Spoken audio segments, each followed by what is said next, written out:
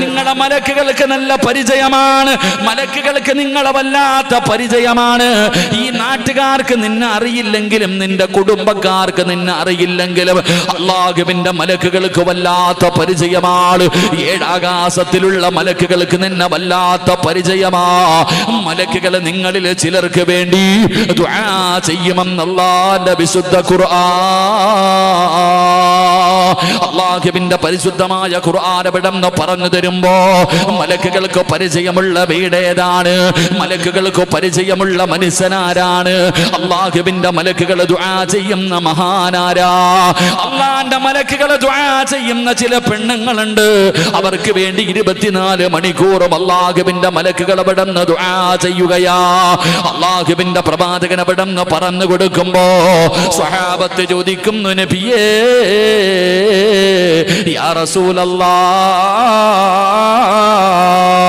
അല്ലാഹുവിന്റെ പ്രവാചകരെ ആരാണ് നബിയേ, ആരാണ് നബിയേ മലക്കുകളുടെ ദുആ കിട്ടുന്ന, മലക്കുകൾക്ക് പരിചയമുള്ള ആ ഭാഗ്യവാന്മാരാരാണ്? അല്ലാഹുവിന്റെ റസൂൽ പറഞ്ഞു കൊടുക്കുകയാ, ചില നന്മകൾ ആര് ചെയ്യുന്നുണ്ടോ, ഈ പറഞ്ഞു തരുന്ന സൽക്കർമ്മമുണ്ടല്ലോ, ഈ സൽക്കർമ്മം നിങ്ങളിൽ ആരാണോ അല്ലാഹു തന്ന ഈ ജീവിതത്തിൽ ചെയ്യുന്നത്, ജനിച്ചത് മുതൽ മരിക്കുന്ന കാലം വരെ ഈ ചെറിയ ഒരു ജീവിതമുണ്ടല്ലോ, ഈ ചെറിയ ജീവിതത്തിൽ ആരാണോ ഈ നന്മ ചെയ്യുന്നത്, ഈ പറയുന്ന നന്മകൾ നിങ്ങൾ ആരെങ്കിലും ജീവിതത്തിൽ ചെയ്താൽ അല്ലാഹുവിന്റെ മലക്കുകൾ നിങ്ങൾക്ക് വേണ്ടി ദുആ ചെയ്യുമെന്ന് നബി മുഹമ്മദ് മുസ്തഫ, ഉറക്കെ നബി മുഹമ്മദ് മുസ്തഫ സല്ലല്ലാഹു അലൈഹി വസല്ലം. ഈ സദസ്സിലിരിക്കണ വാപ്പ, നിന്നെ കുറിച്ച് ഈ നാട്ടുകാർ ചോദിച്ചാൽ എത്ര പേര് നിന്നെ അറിയാന്ന് പറയും? ഈ നാട്ടുകാരനായ നിന്നെക്കുറിച്ച് ഈ നാട്ടുകാരോട് ചോദിച്ച പലർക്കും അബൂബക്കറോ, അത് ആരാപ്പ, പള്ളിയുടെ പ്രസിഡന്റ് ആണോ, അങ്ങനെയൊക്കെ ആണെങ്കിൽ അറിയും. അല്ലാതെ നിന്നെക്കുറിച്ച് ചോദിച്ച ചിലപ്പോൾ നിന്റെ കുടുംബക്കാർക്ക് പോലും നിന്നെ അറിയത്തില്ല. എൻ്റെ പെങ്ങളെ ആയിഷ ആരാന്ന് വെച്ചാൽ ഏത് ആയിഷ എന്ന് ചോദിക്കും. അള്ളാന്റെ റസൂലിന്റെ ഭാര്യ ആയിഷാനെ മാത്രമേ പെണ്ണുങ്ങൾക്ക് അറിയത്തുള്ളൂ. എങ്കിൽ ഈ സദസ്സിലിരിക്കുന്ന ചില ആൾക്കാരെ അള്ളാന്റെ മലക്കുകൾക്കറിയാം. അള്ളാന്റെ ഏത് മലക്കിനോട് ചോദിച്ചാലും നിന്റെ പേര് പറയും. അള്ളാന്റെ മലക്കുകൾ ഇഷ്ടപ്പെടുന്ന, അള്ളാന്റെ മലക്കുകൾക്ക് പരിചയമുള്ള, അള്ളാഹുവിന്റെ മലക്കുകൾ ദുആ ചെയ്യുന്ന ചില ആൾക്കാർ ഈ സദസ്സിലിരിപ്പുണ്ട്. അള്ളാഹു ആ കൂട്ടത്തിൽ നമ്മളെ പെടുത്തുമാറാകട്ടെ. ആമീൻ പറ. അള്ളാഹു ആ കൂട്ടത്തിൽ നമ്മളെ പെടുത്തുമാറാകട്ടെ. അപ്പൊ ആ കൂട്ടത്തിൽ പേരുണ്ടോ എന്ന് നോക്കാം നമുക്ക്. എൻ്റെ പ്രിയപ്പെട്ട സഹോദരങ്ങൾ, അള്ളാന്റെ മലക്കുകൾ ദുആ ചെയ്യുന്ന വിഭാഗത്തിൽ നമ്മളുണ്ടോ? ഉണ്ടെങ്കിൽ നമ്മൾ രക്ഷപ്പെട്ടു, ഇല്ലെങ്കിൽ നമ്മൾ പരാജയപ്പെട്ടു. കാരണം മലക്കുകൾ ആരെന്നറിയുമോ? ഒരു മലക്ക് ദുആ ചെയ്താൽ മതി ഈ ലോകത്തുള്ള സർവ്വരും രക്ഷപ്പെടാൻ. ഒരു മലക്ക് അള്ളാഹുവിനോട് ദുആ ചെയ്താൽ തന്നെ ഈ ലോകത്തുള്ള സർവ്വരും രക്ഷപ്പെടും. അപ്പൊ അള്ളാന്റെ മലക്കുകൾ, ലക്ഷക്കണക്കിന് മലക്കുകൾ ദുആ ചെയ്യുന്ന വിഭാഗത്തിൽ പെടാൻ കഴിഞ്ഞാൽ നമ്മൾ രക്ഷപ്പെട്ടില്ലേ? അള്ളാഹു അക്കൂട്ടത്തിന് നമ്മളെ പെടുത്തുമാറാകട്ടെ. അള്ളാഹു അക്കൂട്ടത്തിന് നമ്മളെ പെടുത്തുമാറാകട്ടെ. അപ്പൊ അവിടെ ഇപ്പൊ വോട്ടുപട്ടിക ആധാറുമായിട്ട് ബന്ധിപ്പിക്കാനുള്ള തിരക്കിലാണ് എല്ലാവരും. അപ്പൊ അതൊക്കെയാണ് ഇപ്പൊ വലിയ ചർച്ച. ആധാറുമായി അതൊക്കെ പോകട്ടെ. മലക്കുകൾ ഇഷ്ടപ്പെടുന്ന, മലക്കുകൾ സ്നേഹിക്കുന്ന, മലക്കുകൾക്ക് പരിചയമുള്ള അള്ളാന്റെ മലക്കുകൾ ദുആ ചെയ്യുന്ന ലിസ്റ്റിൽ നമ്മുടെ പേരുണ്ടോ എന്ന് നോക്കാം. അള്ളാഹു ഭാഗ്യം തരുമാറാകട്ടെ. ഒന്ന് നോക്കിക്കൂടെ? ഒരു ഇൻഷാ അല്ലാഹ് പറ മനുഷ്യന്മാരെ. നിങ്ങൾ എൻ്റെ മുഖത്ത് നോക്കിയിരിക്കുമ്പോൾ ഞാൻ എന്തോ നിങ്ങളുടെ കയ്യിൽ നിന്ന് പൈസ ഞാൻ പൈസ വാങ്ങിച്ചിട്ട് മുങ്ങി നടന്നിട്ട് ഇപ്പോഴാണ് ഇവനെ കൈ കിട്ടിയെന്നുള്ളൊരു പ്രതീകരണം. നിങ്ങൾ കുറെ കാലങ്ങൾക്ക് സ്വർഗത്തിൽ പോകാൻ ആഗ്രഹമുള്ളവരൊക്കെ ഒന്ന് കൈപൊക്കിക്ക്. അതിനും കൊടി പൊക്കണ പോലെ പൊക്കണേ. ആലോചിക്ക, പൊക്കണോ വേണ്ടോ? എന്നിട്ട് ചങ്ങാതി അള്ളാഹ് ആരെന്നറിയോ? ചാവാൻ കിടന്ന ഒരു നായിക്ക് കുടിക്കാൻ വെള്ളം കൊടുത്തതിൻ്റെ പേര് അള്ളാഹ് ഒരു പെണ്ണിന് സ്വർഗം കൊടുത്തെന്ന. റോഡിൽ കിടക്കണ ഒരു കല്ലെടുത്ത് മാറ്റിയ അവന് സ്വർഗം ഉണ്ടെന്ന. ചിലപ്പോൾ ഈ കൈപൊക്കിയതിൻ്റെ പേരിലായിരിക്കും അള്ളാഹ് സ്വർഗം തരുന്നേ. ആഗ്രഹമുള്ളവരൊക്കെ കൈപൊക്ക്. അരക്കയ്യന്മാരെ ഒന്നും അള്ളാഹ് അവിടെ കയറ്റത്തില്ല. പൊക്കണമെങ്കിൽ ഫുൾ കൈയും പൊക്കണം. കൈ പൊക്കി കഴിഞ്ഞല്ലോ. അള്ളാഹുവെ, ആരെല്ലാം ഈ മജ്ലിസിൽ ഇരുന്ന് കൈപൊക്കിയോ അള്ളാഹ് നീ അവർക്ക് സ്വർഗം കൊടുക്കണേ. അള്ളാഹ് ജീവിതത്തിൽ ഒരു നന്മ ചെയ്തില്ലെങ്കിലും നിന്റെ സ്വർഗത്തെ ഇഷ്ടപ്പെട്ടതിന് പകരമെങ്കിലും നീ സ്വർഗം കൊടുക്കണേ അള്ളാഹ്. അള്ളാഹുവെ, വലത് കൈ കൊണ്ട് അള്ളാഹുവെ മരിക്കുന്ന സമയം സ്വർഗം കണ്ട് മരിക്കുന്ന മുത്തഖീങ്ങളിൽ ഈ കൈപൊക്കിയവരെ നീ പെടുത്തണേ പടച്ചവനെ. ഈ ഉയർത്തിയ കൈകൊണ്ട് നന്മ തിന്മ എഴുതിയ കിതാബ് വലത് കൈകൊണ്ട് വാങ്ങാൻ നീ ഭാഗ്യം നൽകണേ അല്ലാ. പടച്ചവനെ, നബി സല്ലല്ലാഹു അലൈഹി വസല്ലമ തങ്ങളുടെ കയ്യിൽ നിന്ന് ഹൗലുൽ കൗസർ വാങ്ങിച്ചു കുടിക്കാൻ ഈ കൈ പൊക്കിയവർക്ക് നീ ഭാഗ്യം കൊടുക്കണേ പടച്ചവനെ. കൈ പൊക്കാത്തവന് നീ ഹിദായത്ത് കൊടുക്കണേ അല്ലാ. കൈ പൊക്കാത്തവന് അള്ളാഹു ഈമാൻ കൊടുക്കുമാറാകട്ടെ. ഓനോട് ഞാൻ പൈസ ഒന്നും ചോദിച്ചില്ലല്ലോ. എടാ, സ്വർഗത്തിൽ പോകാൻ ആഗ്രഹം ഉണ്ടെങ്കിൽ കൈവെക്കാനാ പറഞ്ഞ. അതിനു പോലും മനസ്സില്ലാത്തവൻ ഓനെ ഞാൻ എന്താ പറയുക? അള്ളാഹു അവനെ ഹിദായത്ത് കൊടുക്കുമാറാകട്ടെ. എൻ്റെ പ്രിയപ്പെട്ട സഹോദരങ്ങളെ, സഹോദരിമാരെ, അള്ളാഹുവിൻ്റെ മലക്കുകളുടെ ദുആ കിട്ടുന്ന VVIPകളാരാ?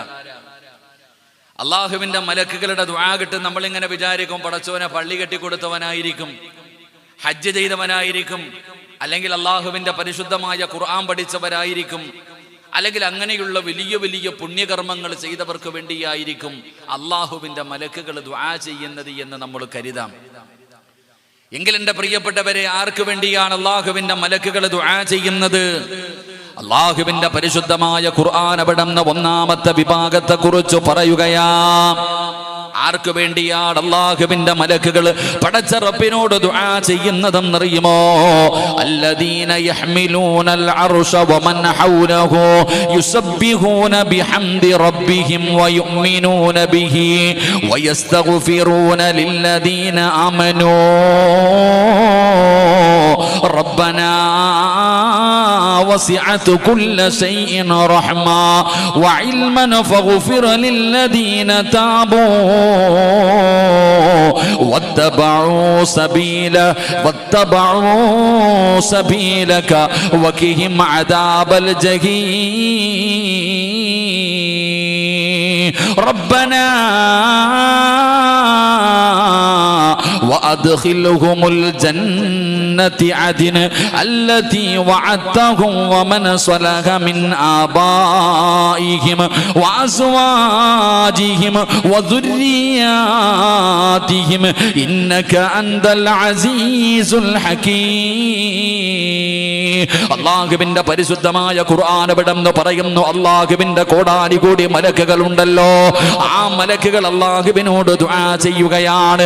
ആർക്ക് വേണ്ടിയാണ് ദുആ ചെയ്യുന്നതെന്നറിയുമോ? അല്ലാഹുവിന്റെ അർശിന്റെ ചുറ്റുഭാഗത്ത് നിൽക്കുന്ന സാധാരണ മലക്കുകളല്ല, അല്ലാഹുവിന്റെ അർശിന്റെ ചുറ്റുഭാഗം ചുറ്റുന്ന മലക്കുകളുണ്ടല്ലോ, അവരാണ് VVIPകളായ മലക്കുകള്, ഉയർന്ന പദവിയിലുള്ള മലക്കുകള്.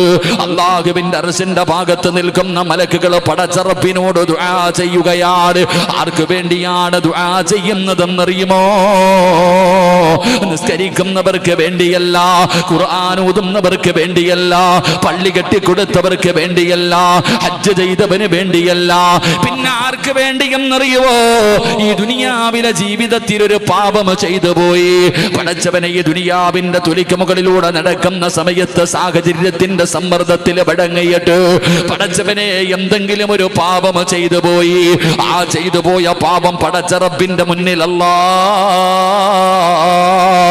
കള്ളു കുടിച്ചു പോയി റബ്ബേ, വ്യഭിചരിച്ചു പോയി റബ്ബേ, പലിശ തിന്നു പോയി റബ്ബേ, നിന്നെ മറന്നുകൊണ്ട് ജീവിച്ചു പോയി റബ്ബേ, എനിക്ക് നീ പുറത്തു തരണേ അല്ലാ. ജീവിതത്തിൽ പറ്റിപ്പോയ ഒരു പാപം അല്ലാഹുവിന്റെ മുന്നിൽ ഏറ്റുപറഞ്ഞാൽ, ജീവിതത്തിൽ പറ്റിപ്പോയ ഒരു തെറ്റുണ്ടല്ലോ, ആ തെറ്റ് റബ്ബിന്റെ മുന്നിലേക്ക് ആരെങ്കിലും ഏറ്റുപറഞ്ഞാൽ, പടച്ചവനെ സംഭവിച്ചു പോയി റബ്ബ് എന്ന് പൊട്ടിക്കരഞ്ഞുകൊണ്ട് ആരെങ്കിലും അല്ലാഹുവിലേക്ക് പശ്ചാത്തപിച്ച് മടങ്ങിയ അല്ലാഹുവിന്റെ മലക്കുകൾ അല്ലാഹുവിനോട് പറയുന്നു, അല്ലാ ഈ മനുഷ്യന് നീ പുറത്തു കൊടുക്കണേ അല്ലാ. കള്ളു കുടിച്ചവൻ അല്ലാഹുവിനോട് ദുആ ചെയ്യുകയാണ്, വ്യഭിചരിച്ചവൾ അല്ലാഹുവിനോട് ദുആ ചെയ്യുകയാണ്. പറ്റിപ്പോയി തമ്പുരാനെ, പറ്റിപ്പോയി തമ്പുരാനെ, എനിക്ക് നീ പുറത്തു തരണേ എന്ന് പടച്ച റബ്ബിനോട് പൊട്ടിക്കരഞ്ഞുകൊണ്ട് ദുആ ചെയ്താൽ, ആ സമയത്ത് അല്ലാഹുവിന്റെ മലക്കുകൾ അല്ലാഹുവിനോട് പറയുകയാ, ഈ മനുഷ്യന് പുറത്തു കൊടുക്കണേ അല്ലാ. നിന്റെ ഭയാനകമായ അദാബുകൾ കൊണ്ട് നിറച്ച നരകമുണ്ടല്ലോ, ആ നരകത്തിൽ നിന്ന് രക്ഷപ്പെടുത്തണേ അല്ലാ. ഇവന് പുറത്തു കൊടുക്കണം തമ്പുരാനെ. ഇവൻ ചെയ്തു പോയ പാപം നിന്റെ മുന്നിൽ ഏറ്റുപറഞ്ഞിട്ട് നന്നാകുന്നവനാണ്. ഇവന്റെ പാപം പുറത്തു കൊടുക്കണം. ഇവനെ നരകത്തിൽ നിന്ന് രക്ഷപ്പെടുത്തണം. ഇവനെ നരകത്തിൽ നിന്ന് രക്ഷപ്പെടുത്തണം. അല്ലാഹുവേ, നിന്റെ അനുഗ്രഹങ്ങൾ കൊണ്ട് നിറച്ച പാലരുവികളും തേനരുവികളും ഒഴുകുന്ന പടച്ച റബ്ബിന്റെ സ്വർഗമുണ്ടല്ലോ, ആ സ്വർഗത്തിലേക്ക് ഇവനെ കടത്തി വിടണേ അല്ലാ എന്ന് ദുആ ചെയ്യുന്നത് ആരെന്നറിയുവോ? അല്ലാഹുവിന്റെ മലക്കുകൾ അവിടുന്ന് ദുആ ചെയ്യുകയാ.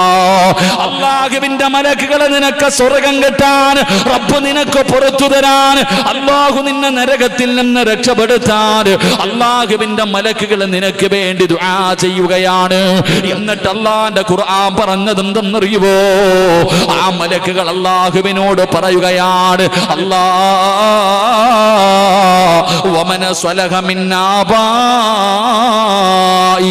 അല്ലാഹുവേ, ഇവന് മാത്രം കൊടുത്താ പോരാ, ഇവനെ മാത്രം രക്ഷപ്പെടുത്തിയാ പോരാ, ഇവനെ മാത്രം സ്വർഗത്തിലേക്ക് കടത്തിവിട്ടാ പോരാ. പടച്ചവനെ, ഇവന് ജന്മം കൊടുത്തവര് വാപ്പയുണ്ട് പടച്ചവര്, ഇവന് വേണ്ടി ജീവിച്ചവര് പിതാവുണ്ട് റബ്ബേ. 9.5 മാസക്കാലം ഗർഭം ചുമന്ന് മരണവേദനയുടെ വേദനയും നൊന്ത് പ്രസവിച്ച് ഇവനെ പാല് കൊടുത്ത് വളർത്തിയ ഒരു ഉമ്മയുണ്ട് റബ്ബേ. ഇവന്റെ മാതാപിതാക്കൾക്കും നീ സ്വർഗം കൊടുക്കണേ അല്ലാ. അല്ലാഹുവിന്റെ മലക്കുകൾ അവിടെന്ന് പറയുകയാ, നിനക്കു മാത്രമല്ല നിന്റെ മാതാപിതാക്കൾക്കും സ്വർഗം കിട്ടാൻ, നിന്റെ മാതാപിതാക്കൾക്കും സ്വർഗം കിട്ടാൻ അല്ലാഹുവിന്റെ മലക്കുകൾ പടച്ചവനോട് ദുആ ചെയ്യുകയാണ്. എന്നിട്ട് ആ മലക്കുകൾ പറയുന്നു, നാഥാ വമന സലഹ മിൻ ആബാഇഹിം വഅസ്വാജിഹിം. ഇവന്റെ ദുഃഖത്തിലും ഇവന്റെ സന്തോഷത്തിലും ഇവന്റെ കൂടെ നിൽക്കുന്ന ഇവന്റെ പ്രിയപ്പെട്ട ഭാര്യയുണ്ടല്ലോ, ആ പെണ്ണിനും നീ സ്വർഗം കൊടുക്കണം തമ്പുരാന്.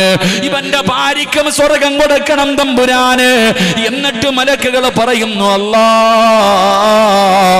ഇവന്റെ രക്തത്തിൽ പറന്ന ഇവന്റെ മക്കളുണ്ടല്ലോ, ആ മക്കൾക്കും നീ സ്വർഗം കൊടുക്കണേ അല്ലാ. ഇത് പള്ളി കെട്ടിക്കൊടുത്തവന്റെ പ്രതിഫലമല്ല പറയുന്നത്.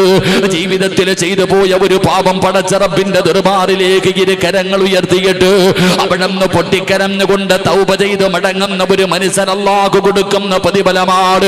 അല്ലാഹുവിന്റെ അർശിന്റെ ചുറ്റുഭാഗത്ത് നിൽക്കുന്ന മലക്കുകളുണ്ടല്ലോ, ആ മലക്കുകൾ പടച്ചവനോട് പറയുന്നു, അല്ലാ, ഇവനെയും ഇവന്റെ ഭാര്യയെയും ഇവന്റെ മക്കളെയും ഇവന്റെ മാതാപിതാക്കളെയും കുടുംബസമേതം നീ സ്വർഗത്തിലേക്ക് കടത്തണേ അല്ലാ എന്ന് അല്ലാഹുവിനോട് ദുആ ചെയ്യുമെന്ന് അല്ലാഹുവിന്റെ വിശുദ്ധ ഖുർആൻ.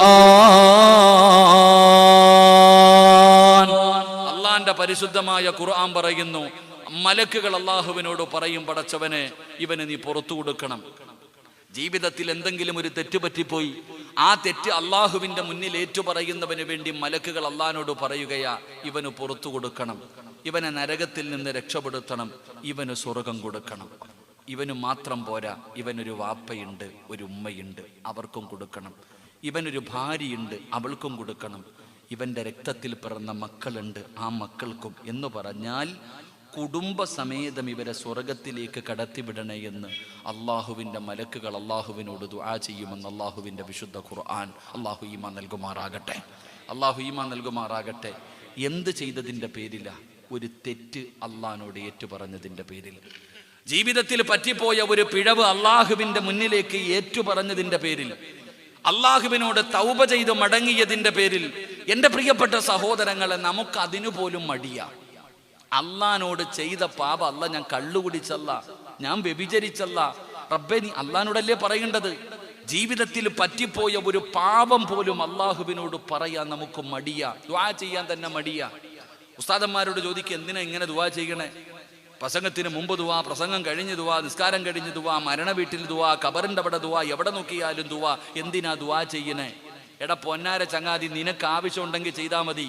ഉസ്താദന്മാരുടെ പോക്കറ്റ് നിറയ്ക്കാനല്ല നിന്നോട് ദുആ ചെയ്യാൻ പറയുന്നത്.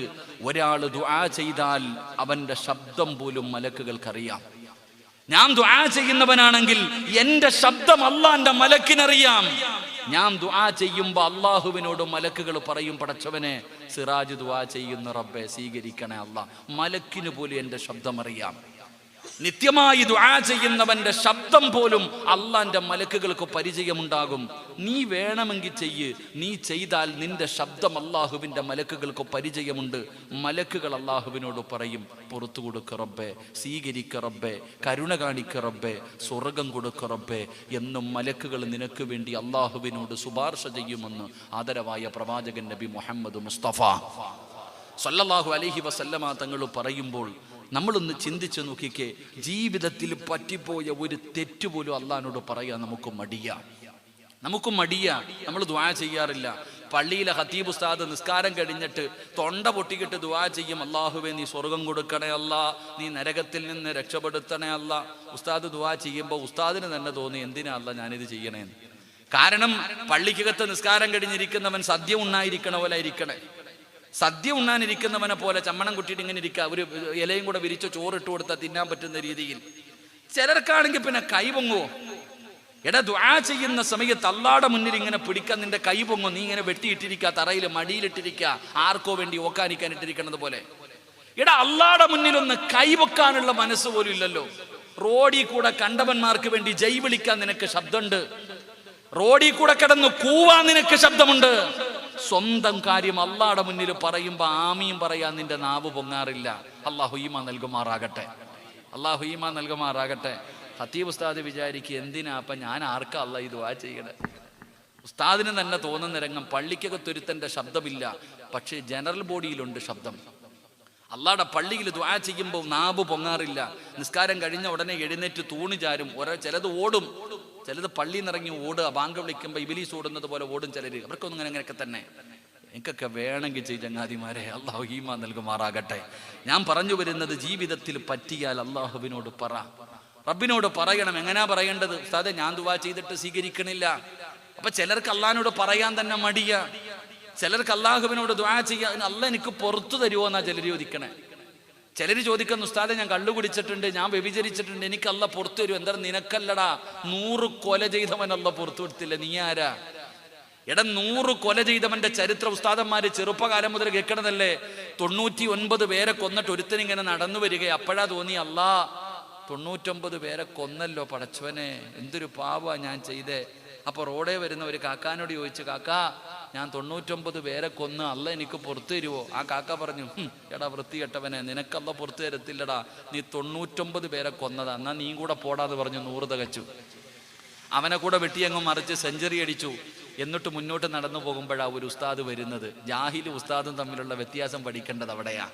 ഇന്നലെ കുളിച്ച് താടിയും വെച്ചുകൊണ്ട് തഴമ്പും വെച്ച് പായിലിട്ട് ഒരച്ചിട്ട് വലിയ ആളായിട്ട് വരുന്നവനും പള്ളിയിൽ പോയി അള്ളാഹു കൊടുത്ത ആയുസിൽ പോയി 10ഉം 12ഉം കൊല്ലം പോയിരുന്ന് കഷ്ടപ്പെട്ട് കിതാബ് ഓതിയ ഉസ്താദും തമ്മിലുള്ള വ്യത്യാസം അവിടെ പഠിക്കണ്ടേ.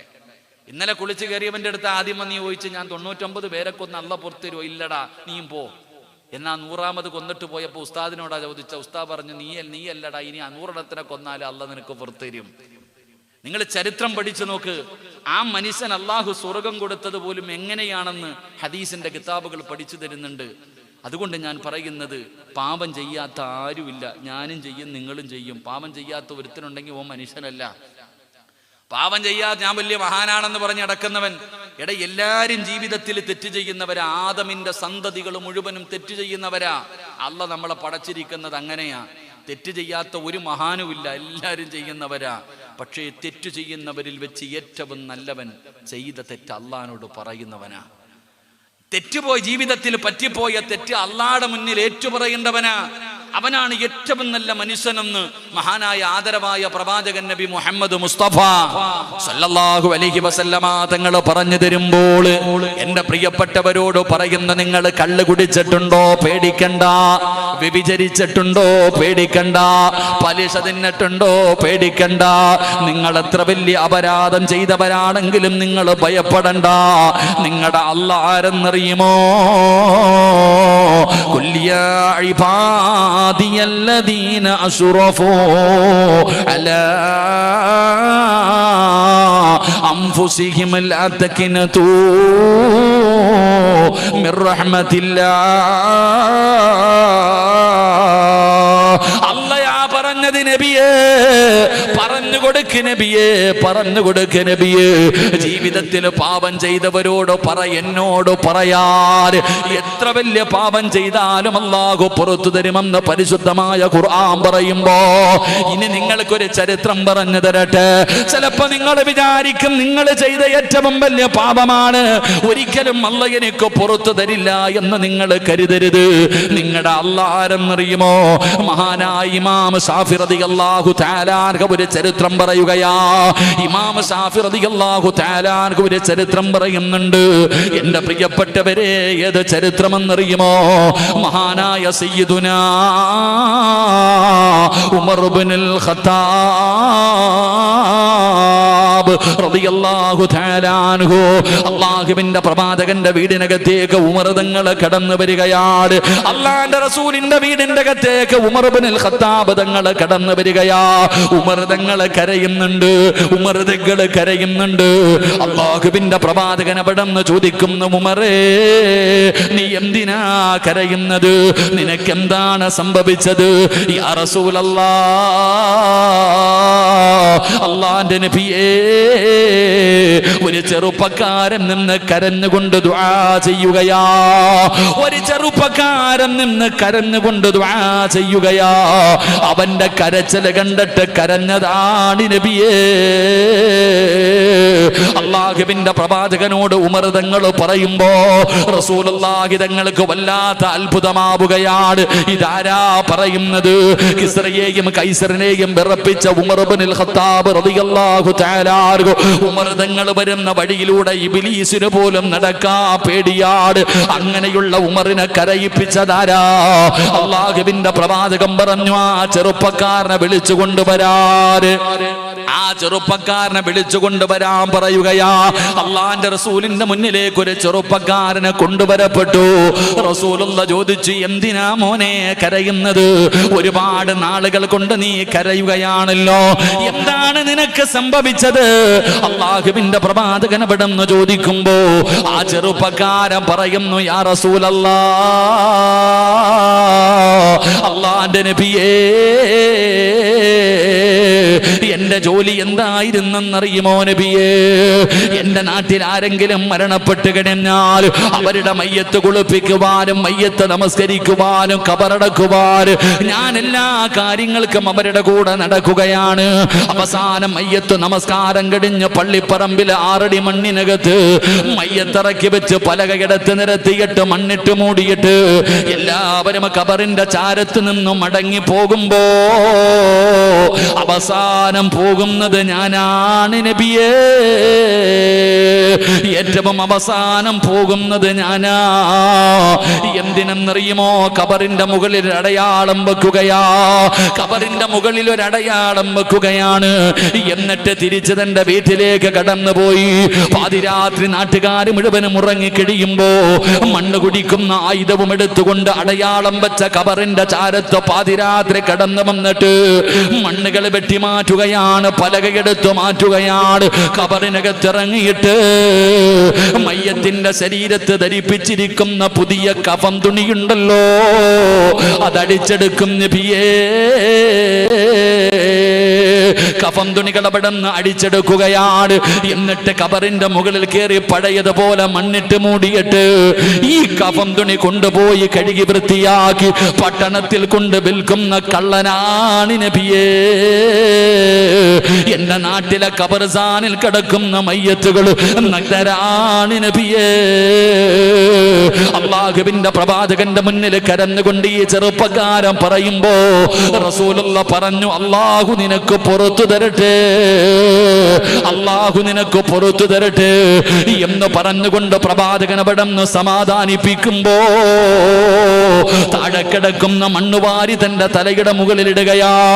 താഴെ കിടക്കുന്ന മണ്ണുവാരിയിട്ട് തന്റെ തലയുടെ മുകളിൽ ഇടുകയാണ്. എന്നിട്ട് കരയുകയാ. അല്ലാഹുവിന്റെ റസൂൽ ചോദിച്ചു, ഇനി എന്തിനാ എന്തിനാ നീ കരയുന്നത്? യാ റസൂലല്ലാഹ്, അല്ലാഹുവിന്റെ നബിയേ, എന്നെക്കാളും ഒരു പാപി ഈ ദുനിയാവിലില്ല നബിയേ. എന്നെക്കാളും പാപം ചെയ്ത ഒരാളും ഈ ദുനിയാവിലില്ല നബിയേ. അല്ലാഹു ആർക്ക് പുറത്തു കൊടുത്താലും എനിക്ക് പുറത്തു തരൂല.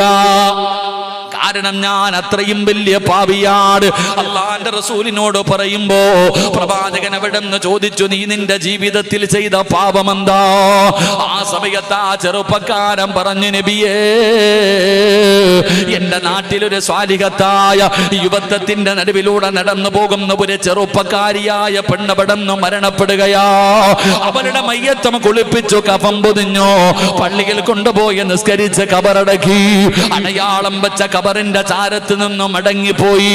പാതിരാത്രി എല്ലാവരും ഉറങ്ങിക്കഴിയുമ്പോ സാധാരണ പോകുന്നത് പോലെ പള്ളിപ്പറമ്പിൽ കടന്നു ചെന്നിട്ട് ആ പെണ്ണിന്റെ കബറിന്റെ മുകളിൽ നിന്ന് മണ്ണ് വെട്ടി മാറ്റി അതിനകത്തിറങ്ങിയിട്ട് ആ പെണ്ണിന്റെ ശരീരത്തെ ധരിപ്പിച്ചിരിക്കുന്ന കഫൻ തുണിയുണ്ടല്ലോ അവിടെ നടിച്ചെടുക്കുകയാ. എന്നിട്ട് കബറിൽ മണ്ണിട്ട് മൂടിയിട്ട് മീസാങ്കല്ലുകൾ നിരത്തി വെച്ചിരിക്കുന്ന മൈലാഞ്ചി ചെടികളുള്ള ആത്മാക്കളുടെ ലോകമായ കബർസാനിലൂടെ ഈ ചെറുപ്പക്കാരൻ ഇങ്ങനെ നടന്നു പോവുകയാണ്. കുറച്ചങ്ങ് മുന്നോട്ട് നടന്നു കഴിഞ്ഞപ്പോ, യാ റസൂലല്ലാഹ്, അല്ലാഹുവിന്റെ നബിയേ, ഒരു തുണ്ട് വസ്ത്രം പോലുമില്ലാതെ, ഒരു നൂൽബന്ധം പോലുമില്ലാതെ ഖബറിന്റെ അകത്ത് കിടക്കുന്ന പെണ്ണിനെ എനിക്ക് ഓർമ്മ വന്നു നബിയേ. എനിക്ക് അവളെ ഓർമ്മ വന്നു നബിയേ. രണ്ടാമതും ഓടുകയാ. ഖബറിന്റെ ചാരത്ത് ചെന്ന് മണ്ണുകൾ വെട്ടി മാറ്റി പലകയെടുത്ത് മാറ്റി. എന്നിട്ട് ഖബറിനകത്തിറങ്ങുകയാ. ഖബറിനകത്തിറങ്ങിയിട്ട് ഒരു നൂൽബന്ധം പോലും ഇല്ലാതെ ഖബറിനകത്ത് മരിച്ചു കിടക്കുന്ന പെണ്ണിനെ കണ്ടപ്പോ എനിക്ക് അവളോട് മോഹം തോന്നി നബിയേ. എനിക്ക് അവളോട് ആഗ്രഹം തോന്നി നബിയേ. ഞാനവളെ കേറി പിടിച്ചു നബിയേ. ഉമർ തങ്ങൾ താഴെ വീഴുകയാ. അല്ലാഹുവിന്റെ പ്രവാചകന്റെ കൈകാലുകൾ തളർന്നു പോയി. പടച്ചവനെ, കബറിനകത്ത് കിടന്നിട്ട് മയ്യത്തിനെ വ്യഭിചരിച്ചവരാ ഈ ചെറുപ്പക്കാരൻ. അല്ലാഹുവിന്റെ പ്രവാചകനോട് വിടന്ന് പറയുമ്പോ റസൂലുള്ളാഹി തങ്ങളുടെ കണ്ടടത്തിലൂടെ കണ്ണുനീരുകൾ താടിരോമത്തിലൂടെ ഒഴുകാൻ തുടങ്ങി. എന്തൊരു പാപമാ അല്ലാഹ്! കബറിനകത്ത് കിടന്നിട്ട് മയ്യത്തിനെ പോലും വെറുതെ വിടാത്ത മനുഷ്യനാണ് ഈ മനുഷ്യനാണ്. അല്ലാഹുവിന്റെ പ്രവാചകന്റെ മുന്നില് മുത്തുനബി കരഞ്ഞുകൊണ്ടിരിക്കുമ്പോൾ, അല്ലാഹുവിന്റെ റസൂല് കരഞ്ഞുകൊണ്ടിരിക്കുമ്പോ ഈ ചെറുപ്പക്കാരൻ ചോദിക്കുന്നു, യാ റസൂലല്ലാഹ്, അല്ലാഹുവിന്റെ നബിയേ, ഫഹല്ലി മിനത്ത് തൗബാ, അല്ലാഹു എനിക്ക് പുറത്തു തരുവോ നബിയേ? അല്ല എനിക്ക് പുറത്തു തരുമോ? ആരാ ചോദിക്കുന്നത്? ഖബറിനകത്ത് കിടന്ന മയ്യത്തിനെ വ്യഭിചരിച്ച മനുഷ്യനാണ്. അല്ലാഹുവിന്റെ റസൂല് പറഞ്ഞത് എന്തെന്നറിയോ? റബ്ബിനോട് ദുആ ചെയ്തടാ. അല്ലാഹുവിന്റെ മുന്നിൽ പൊട്ടിക്കരഞ്ഞിട്ട് ജീവിതത്തിൽ ചെയ്തു പോയ പാപങ്ങൾ അല്ലാഹുവിനോട് ഏറ്റു പറഞ്ഞു. ഖുൽ യാ ഇബാദിയല്ലദീന അസ്റഫൂ അലാ അൻഫുസിഹിം ലാ തഖ്നതൂ മിർ റഹ്മത്തില്ലാഹ്. എനിക്ക് നിങ്ങളോട് പറയാൻ അതാവുള്ളത്, നിങ്ങൾ അത്ര വലിയ പാപം ചെയ്തവരല്ലല്ലോ, പിന്നെ എന്തിനാ പേടിക്കുന്നത്? റബ്ബിനോടൊന്ന് പറഞ്ഞുകൂടെ? അല്ലാഹുവിനോടൊന്ന് പറഞ്ഞുകൂടെ? പലരും പറയും, ഉസ്താദേ, ഞാൻ ദുആ ചെയ്താ സ്വീകരിക്കുന്നില്ലല്ലോ. എടാ, സ്വീകരിക്കാത്തതിന്റെ കാരണം എന്തെന്നറിയോ? വെറുതെ കിടന്ന് വിളിച്ചു കൂവിയിട്ട് കാര്യമില്ല. പറയേണ്ടത് പോലെ പറ ചെറുപ്പക്കാരാ, പെങ്ങള് പറയേണ്ടത് പോലെ പറ പൊന്നുമോള്. പൊറുക്കന്റെ പാപം സ്വയ്യിദി വെറുക്കാതെ പൊറുക്കുന്നവനാരുണ്ട് നീയല്ലാതെ. ഇഹലോക ആർഭാടങ്ങളെന്നെ വലച്ചതാ, നഫ്സെന്ന ഉന്തി തള്ളിവിട്ടു ചതിച്ചതാ. അല്ലാതെ ധിക്കരിച്ചല്ല റബ്ബേ നിന്നെ, അതുകൊണ്ട് ആട്ടരുതിലാഹേ എന്നെ. അള്ളാനോട് പറയേണ്ടതുപോലെ പറഞ്ഞോ, അള്ളാനോട് പറയേണ്ടതുപോലെ പറഞ്ഞോ. അള്ളാനോട് പറയേണ്ടത് എന്തെന്നറിയുമോ? പൊറുക്കന്റെ പാപം സയ്യിദി വെറുക്കാതെ പൊറുക്കുന്നവനാരുണ്ട് നീയല്ലാതെ. ഈ ലോകത്ത് ഏറ്റവും കൂടുതൽ പാപം പൊറുക്കുന്നവൻ നീയാ അല്ലാഹ്. നീ എന്റെ റബ്ബാണ്, നീ എന്റെ റബ്ബാണ്, ഞാൻ നിന്റെ അടിമയാണ്. അല്ലാഹുവേ, അടിമ യജമാനനോടല്ലാതെ ആരോട് പറയാനാ അല്ലാഹ്? പെട്ടുപോയി റബ്ബേ, പെട്ടുപോയി റബ്ബേ, ശൈത്താൻ ചതിച്ചതാ. അള്ളാഹിനോട് ദുആ ചെയ്യേണ്ടത് വെറുതെ കിടന്ന് വിളിച്ചു വീട്ട് കാര്യമൊന്നുമില്ല. പറയേണ്ടതുപോലെ അള്ളാഹിനോട് പറയണം. കള്ളു കുടിച്ചിട്ട് നീ നിന്റെ ജീവിതത്തിൽ പറ്റിപ്പോയ പാപം അള്ളാഹിനോട് പറയണം. പടച്ചവനെ, ഈ ലോകത്ത് ഏറ്റവും കൂടുതൽ പൊറുക്കുന്നവൻ നീയാ, നീ അല്ലാതെ ഈ ലോകത്ത് വേറെ ആരുമില്ലല്ലാ. പടച്ചവനെ, പറ്റിപ്പോയി റബ്ബേ. സാഹചര്യം, സന്ദർഭം, ഇബിലീസ്, നഫ്സ് എല്ലാവരും ഞങ്ങളെ കൊണ്ട് ചതിച്ചതല്ല, അല്ലാതെ അല്ല ധിക്കാരത്തോടു കൂടി ചെയ്തതല്ല. പടച്ചവനെ, നീ ഞാൻ ചെയ്യുന്നത് നീ കണ്ടാ എനിക്കൊരു ചുക്കുമില്ല എന്ന് പറഞ്ഞിട്ട് ചെയ്തതല്ല അല്ല, പെട്ടുപോയതാ അല്ല, നീ എനിക്ക് പുറത്തുതാ. പറയേണ്ടത് പോലെ അള്ളാഹിനോട് പറ, അല്ലാതെ നിലവിളിക്കണ്ട, വിളിച്ചു കൂവണ്ട. നമുക്കങ്ങനെയാണല്ലോ, നിലവിളിയും ബഹളവും ഉണ്ട്. നമ്മുടെ ദുആ അങ്ങനെ ചെയ്യാൻ പാടില്ല. കടന്നു വിളിച്ചു കൂവരുത്. നബി സല്ലല്ലാഹു അലൈഹി വസല്ലമ തങ്ങള് അവിടെ നിന്നൊരു സ്വഹാബി ഇരുന്ന് വലിയതായിട്ട് ദുആ ചെയ്യാ, പൊട്ടിക്കരഞ്ഞിങ്ങനെ നിലവിളിച്ച് ദുആ ചെയ്യാ. അപ്പോഴാ അള്ളാന്റെ റസൂൽ സല്ലല്ലാഹു അലൈഹി വസല്ലമ തങ്ങൾ പറഞ്ഞു, ആ ചെറുപ്പക്കാരനോട് പോയി പറയാൻ, അവൻ വിളിക്കുന്ന റബ്ബിന് ചെവി കേൾക്കുമെന്നൊന്ന് പറയാൻ. നമ്മളെങ്ങനെ നാട്ടുകാർ കേൾക്കണം നമ്മുടെ ദുആ, കുടുംബസമേതം ഇരുന്നിട്ട് ദുആ ചെയ്യണത് അയൽവാസി പോലും കേൾക്കണം, വിളിച്ചു പോവുക, അങ്ങനെ ആവശ്യമൊന്നുമില്ല. എടാ, പറയുന്നത് ഒരു വാക്കാണെങ്കിലും അതിൽ ആത്മാർത്ഥത വേണം, അതിനകത്ത് ഇഖ്ലാസ് വേണം. മണിക്കൂറുകളൊന്നും ദുആ ചെയ്യണ്ട. പറയുന്നത് ഒരു വാക്കാണെങ്കിലും അതിനകത്ത് ഇഖ്ലാസ് ഉണ്ടെങ്കിൽ അത് എന്തിനാ ഒരു അസ്തഗ്ഫിറുല്ലാ പറഞ്ഞാൽ പോരെ? നിന്റെ ജീവിതത്തിൽ പറ്റിപ്പോയ പാപം പൊറുക്കണമെങ്കിൽ ഇഖ്ലാസോടുകൂടി ആത്മാർത്ഥമായിട്ട് ഒരു അസ്തഗ്ഫിറുല്ലാ പറഞ്ഞാൽ മതി. നിന്റെ പാപം മുഴുവനും അള്ളാഹു പുറത്തു തരും. അള്ളാഹു നമുക്ക് ഈമാൻ നൽകുമാറാകട്ടെ. ഒരുപാട് നിലവിളിക്കേണ്ട കാര്യമൊന്നുമില്ല. മഹാനായ കലീമുല്ലാഹി മൂസാ നബി അലൈഹിസ്സലാം, കൊച്ചാപ്പാടെ പേരല്ല ഞാൻ പറഞ്ഞേ, ഒരു നബിയുടെ പേരാ പറഞ്ഞേ. നിന്റെ വിചാരിക്കുന്നു ഏതോ ഇബ്രാഹിമിന്റെ മഹാനായ കലീമുല്ലാഹി മൂസാ നബി അലൈഹിസ്സലാം. മൂസാ നബിയുടെ മുന്നിൽ ജനങ്ങൾ വന്നിട്ട് പറഞ്ഞു, നബിയെ, മഴയില്ല, വെള്ളമില്ല, വലിയ ക്ഷാമം, ആർക്കും, മനുഷ്യനും കുട്ടികൾക്കും മൃഗങ്ങൾക്ക് പോലും കുടിക്കാൻ വെള്ളമില്ല, അതുകൊണ്ട് നിങ്ങളൊന്ന് ദുആ ചെയ്യ്. മൂസാ നബി അലൈഹിസ്സലാം ജനങ്ങളോട് പറഞ്ഞു, ഒരു ദിവസം നിങ്ങളൊക്കെ ഇന്ന ഗ്രൗണ്ടിൽ കൂടാൻ പറഞ്ഞു. ഒരു ഗ്രൗണ്ടിൽ കൂടാൻ പറഞ്ഞു.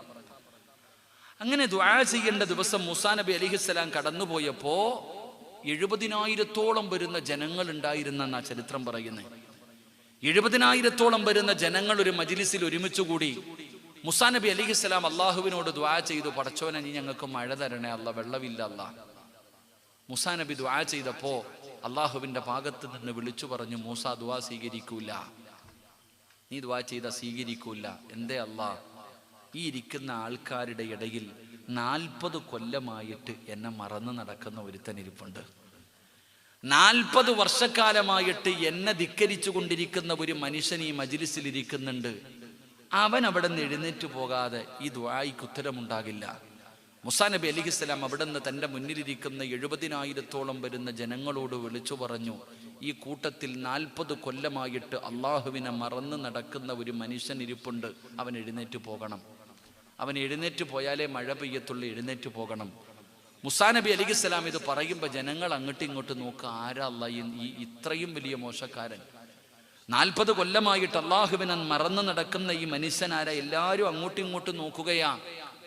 എൻ്റെ പ്രിയപ്പെട്ട സഹോദരങ്ങളെ, അപ്പൊ ഈ 40 കൊല്ലമായിട്ട് അള്ളാനെ മറന്ന് നടക്കുന്നവനും ആ കൂട്ടത്തിലുണ്ട്. ഓം വിചാരിച്ചു, അല്ലാ എന്നെ കുറിച്ചാണല്ലോ ഈ പറയണേ, ഞാനിപ്പോൾ ഇവിടെ നിന്ന് എഴുന്നേറ്റ് പോയാൽ എല്ലാവരും എന്നെ അറിയും, ഞാൻ നാണം കെടും, ഇനി ജീവിച്ചിരുന്നിട്ട് കാര്യമില്ല, എല്ലാവരുടെ മുന്നിൽ ഞാൻ നാണം കെട്ടുപോകും. പടച്ചവനെ, അള്ളാഹുവേ, ഇനി എഴുന്നേറ്റ് പോകാതിരുന്ന മഴയും പെയ്യൂല. അപ്പൊ ഈ മനുഷ്യൻ ചിന്തിച്ചു, ഞാൻ ഇത്രയും വലിയ വൃത്തികെട്ടവനാണോ? ഞാൻ ഇത്രയും വലിയ പാപിയാണോ? ഇത്രയും വലിയ മോശക്കാരനാണോ? ആ മനുഷ്യനൊരു കുറ്റബോധം തോന്നി. ആ മനുഷ്യൻ, ചരിത്രം പറയുന്നു, ആ മനുഷ്യനൊരു കുറ്റബോധം തോന്നി. ഈ മനുഷ്യൻ 2 മുട്ടുകാലിലേക്ക് തൻ്റെ തല താഴ്ത്തി വെച്ചു. തൻ്റെ മുഖം ഇങ്ങനെ മണ്ണിലേക്ക് നോക്കുന്ന രീതിയിൽ ഇങ്ങനെ തല താഴ്ത്തി വെച്ചു. എന്നിട്ട് ഈ മനുഷ്യൻ അള്ളാഹുവിനോട് പറഞ്ഞു, പടച്ചവനെ, ജീവിതത്തിൽ ഒരുപാട് പാപങ്ങൾ ചെയ്തു പോയി റബ്ബേ. ഇന്നുവരെ ഞാൻ ചെയ്തത് മുഴുവനും പാപമാണ്. എങ്ങനെയാണ് ഇത് നിന്നോട് എടുത്തു പറയേണ്ടതെന്ന് പോലും എനിക്കറിയില്ല. എങ്ങനെയാണ് തൗബ ചെയ്യേണ്ടതെന്ന് പോലും എനിക്കറിയില്ല അല്ലാ. ഞാൻ അത്രയ്ക്കും പാപം ചെയ്തവനാ. ഈ മനുഷ്യൻ അള്ളാഹുവിനോട് പറയുകയാ, പടച്ചവനെ, ഇനി ഒരിക്കലും ഞാൻ ചെയ്യില്ല അല്ലാ. അല്ലാഹുവേ, ഇനി ഒരിക്കലും ഞാൻ ചെയ്യില്ല അല്ലാ. ഈ മനുഷ്യൻ അല്ലാഹുവിനോട് തന്റെ തല താഴ്ത്തി വെച്ചിട്ട് പറയുന്നു, അല്ലാ, ജീവിതത്തിൽ ഒരുപാട് പാപങ്ങൾ ചെയ്തു പോയി റബ്ബേ. അല്ലാഹുവേ, ഈ ചെയ്ത പാപം എങ്ങനെയാണ് നിന്റെ മുന്നിലേറ്റു പറയേണ്ടതെന്ന് പോലും എനിക്കറിയില്ല. അതുകൊണ്ട് നാഥാ, ഇനി ഒരിക്കലും ചെയ്യില്ല അല്ലാ, ഇനി ഒരിക്കലും ചെയ്യില്ല അല്ലാ. ഈ മനുഷ്യനടുത്തിരുന്ന ആളുപോലും കേൾക്കാതെ റബ്ബിനോട് പറയുകയാണ്, ഇനി ഒരിക്കലും ചെയ്യില്ല തമ്പുരാന്. എന്നിട്ട് ആ മനുഷ്യൻ അല്ലാഹുവോട് പറയുന്നു, നാഥാ, എന്റെ തൗബ നീ സ്വീകരിച്ചാൽ, എന്റെ തൗബ നീ സ്വീകരിച്ചാൽ മഴ തരണേ അല്ലാ, മഴ തരണേ അല്ലാ. ഈ പാപിയായ മനുഷ്യൻ അല്ലാഹുവിനോട് ദുആ ചെയ്യുമ്പോ ആകാശത്ത് കാർമേഘങ്ങൾ കടന്നു വരികയാണ്. ജനങ്ങൾ മുഴുവനും സന്തോഷം കൊണ്ട് തുള്ളിച്ചാടുകയാണ്. ആകാശത്ത് നിന്ന് മഴത്തുള്ളികൾ ഭൂമിയുടെ മടിത്തട്ടിലേക്ക് പെയ്തിറങ്ങുകയാണ്.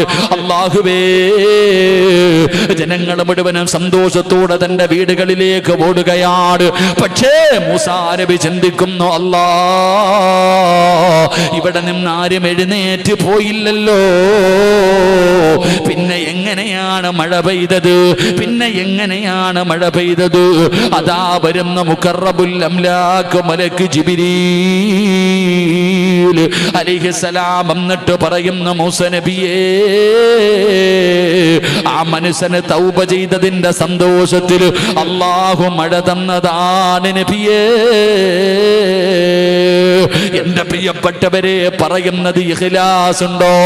പറയുന്നത് ചെറിയ വാക്കാണെങ്കിലും അതിനകത്ത് ഇഖ്ലാസ് ഉണ്ടെങ്കിൽ നിന്റെ ദുആയിക്ക് ഉത്തരമുണ്ട്. അതുകൊണ്ട് എന്റെ പ്രിയപ്പെട്ടവരോട് പറയുകയാണ്, അല്ലാഹുവിന്റെ മലക്കുകളെ നിനക്കും നിന്റെ കുടുംബത്തിനും സ്വർഗം കിട്ടുന്നതിന് വേണ്ടി അല്ലാഹുവിനോട് ദുആ ചെയ്യുന്ന ഒന്നാമത്തെ വിഭാഗമാരാ, ജീവിതത്തിൽ പറ്റിപ്പോയ പിഴവുകളുണ്ടല്ലോ, അല്ലാഹുവിനോട് പശ്ചാത്തപിക്കുന്നവരാ, അല്ലാഹുവിനോട് എടുത്തു പറയുന്നവരാ. അതുകൊണ്ട് എന്റെ പ്രിയപ്പെട്ടവരോട് പറയുകയാണ്, ജീവിതത്തിൽ പറ്റിപ്പോയ പാപങ്ങളെ പടച്ച റബ്ബിന്റെ മുന്നിൽ പറയാ നാണം വേണ്ട, മടി വേണ്ട, ലജ്ജ വേണ്ട. എന്റെ പ്രിയപ്പെട്ടവരെ, അല്ലാഹുവിന്റെ മുന്നിൽ പറയണം, പാപങ്ങൾ ഓരോ നെണ്ണി നീ കരയേണ്ടതാ,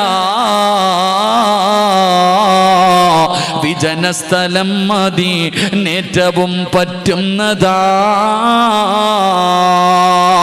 നീ ചെയ്ത തെറ്റിൻ്റെ ആഴമോർത്തിട്ടുണ്ടടാ നടി, നിറയട്ട മണ്ണാൽ നിന്റെ മുഴുവൻ തലമുടി.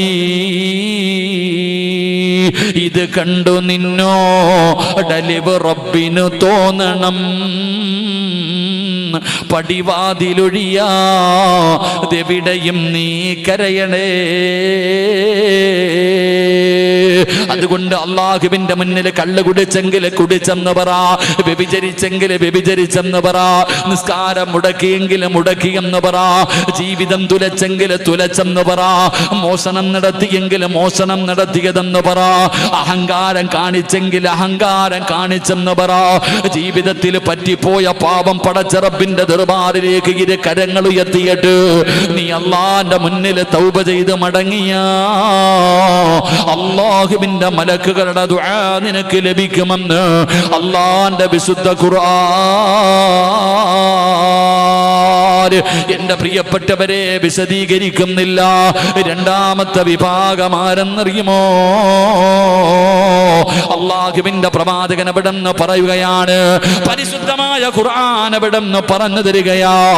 രണ്ടാമത്തെ വിഭാഗമാരാ, ഇഹ്ദിനസ് സിറാത്തൽ മുസ്തഖീം, عليهم صراط الذين أنعمت عليهم غير المغضوب عليهم ولا الضالين.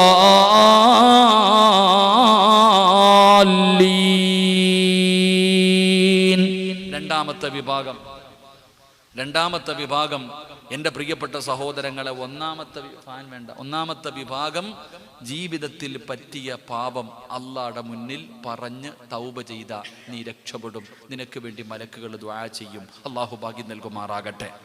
2, പള്ളിയിലെ ഇമാമ് ഫാത്തിഹ ഓതി വലല്ലാലീൻ ആമീൻ എന്ന് പറയുന്ന സമയം, ഇമാമ് ഫാത്തിഹ ഓതി കഴിഞ്ഞാൽ ആമീൻ പറയുമല്ലോ, ആ ആമീൻ പറയുന്ന സമയം നിന്റെ ആമീനും അള്ളാഹുവിൻ്റെ മലക്കുകളുടെ ആമീനും യോജിച്ച നീ രക്ഷപ്പെട്ടു. അള്ളാഹു ആ കൂട്ടത്തിൽ നമ്മളെ പെടുത്തുമാറാകട്ടെ.